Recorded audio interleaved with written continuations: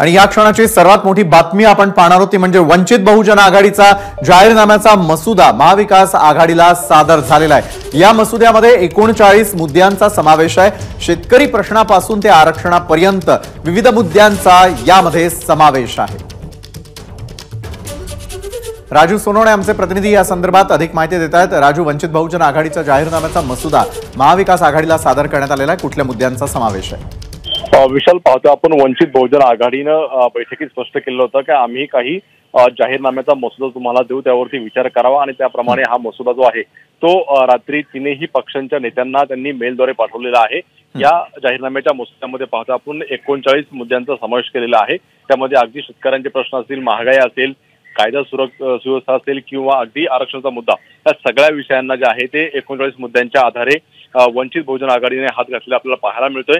यामध्ये काही महत्त्वाचे मुद्दे आहेत का जे वंचितकडनं फोकस करण्यात आलेले आहेत।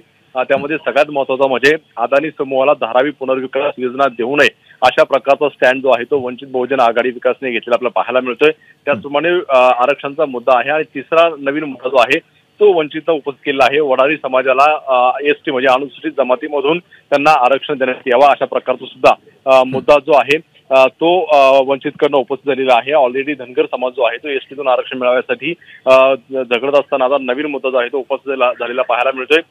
ओबीसी जातीनिहाय जनगणना करण्यात यावी अशा प्रकारचा सुद्धा मुद्दा जो आहे तो वंचितकडनं मांडण्यात आलेला आहे।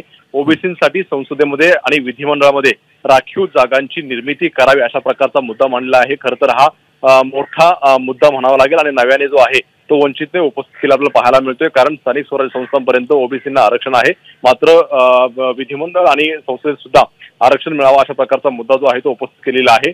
अल्पसंख्याक आयोगाला संविधानिक दर्जा देऊन धार्मिक हल्ले रोखण्यासाठी अॅट्रॉसिटी प्रिव्हेन्शन ऍक्ट अंतर्गत कायदा बनवण्यात यावा अशा प्रकारचा मुद्दा केलेला आहे। म्हणजे वंचितने आपला मसुदा जो आहे तो दिलेला आहे, त्यावरती आता महाविकास आघाडी नेमका कशा प्रकारे निर्णय घेते, मसुदा कशा प्रकारे स्वीकारते हे कळेलच। धन्यवाद आपण दिलेल्या सविस्तर माहितीसाठी। एबीपी माझा, उघडा डोळे बघा नीट।